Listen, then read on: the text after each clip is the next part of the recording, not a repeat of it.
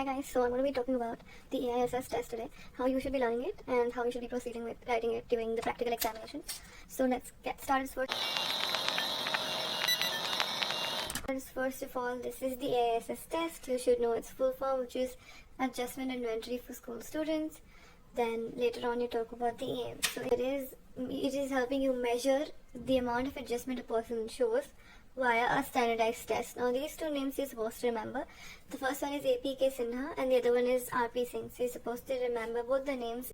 Then you have the basic concept. So for the basic concept, what you need to do is you need to know a few key terms. The first one is adaptation. Now what is adaptation? So adaptation is your ability to cope and respond to environment and efficiently maintain an equilibrium and homeostasis. So now you're going to elaborate on this while you're writing the experiment. There are two more things in this basic concept only. The first definition about adaptation was given by James Stenberg, which is to survive and to compensate for your needs when you are to gain certain things. So to survive, you have to compensate. And the other one was given by James C. Coleman, which is to deal with stress and meet your needs. So because you have so much stress and you have to accomplish a lot of needs that you have to change yourself and adapt accordingly. Then there are certain features that you have to mention. There are three basic features of the AISS test. The first one is being that it varies from different culture to culture. It is subjective in nature. Now you can't simply say that you don't adjust this. There's no definite objective line about it. That it is subjective in nature, which means there are different categories in which you can categorize the adjustment level that you have. And it is a continuous process. Three types in which we will be categorizing the test, which is social, emotional, and educational. This is something that you should know, right? And you can also mention it with the features. Otherwise, in the description, you are going to mention it. So you have to describe the test in the description part. Now you say that there are 60 questions in the test, and there are three dimensions: social, emotional, and educational, which are three different types of adjustment that people show. And in the question paper, you will have either yes or no answers. And answers, you have to judge them on the 5 bases, which is excellent, good, satisfactory, unsatisfactory, very unsatisfactory.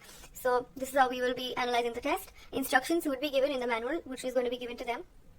Then we have reliability. So the reliability of this test is 0.95 by split half method. The split half method is the method in which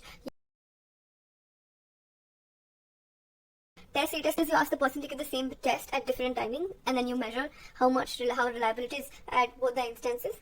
The other one is validity. Validity is how valid a test is able to fulfill the sense of purpose of the test. So it's 0.001. Then you have to mention the preliminaries. Don't forget to write the name, age, gender, and whatever you can write about it, because you have to give the exams, you have to make it long. So you have to write the details that you can think of.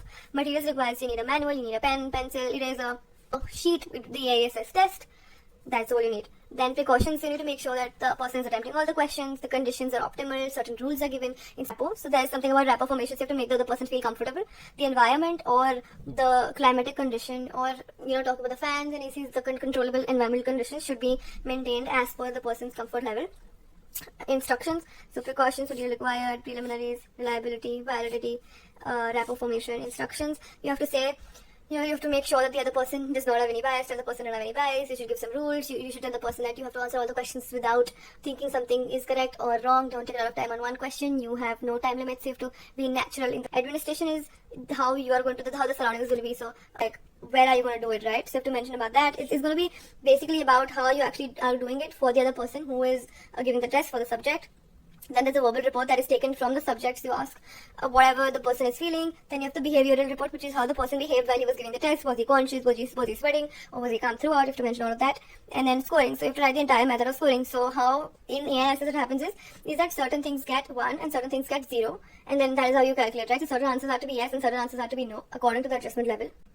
And in the end, you have conclusion with result and discussion and interpretation. So conclusion is basically what turned out, and if it's very unsatisfactory, then you have to ask the person to visit a psychologist and seek help. Otherwise, you ask the person to, there are certain suggestions that you can make on your own and just write it. The other thing is interpretation, so how you interpret and all. So you have to divide this into 3 sections. I just mentioned the names and the details. So the result and discussion is extremely important. Don't forget to mention it. References to the NCERT and AISS manual. If you want more, then you can search it up in the manual itself. Score report is a table wherein you write the scores and how you tally the scores. I think that's it for today, guys. Bye.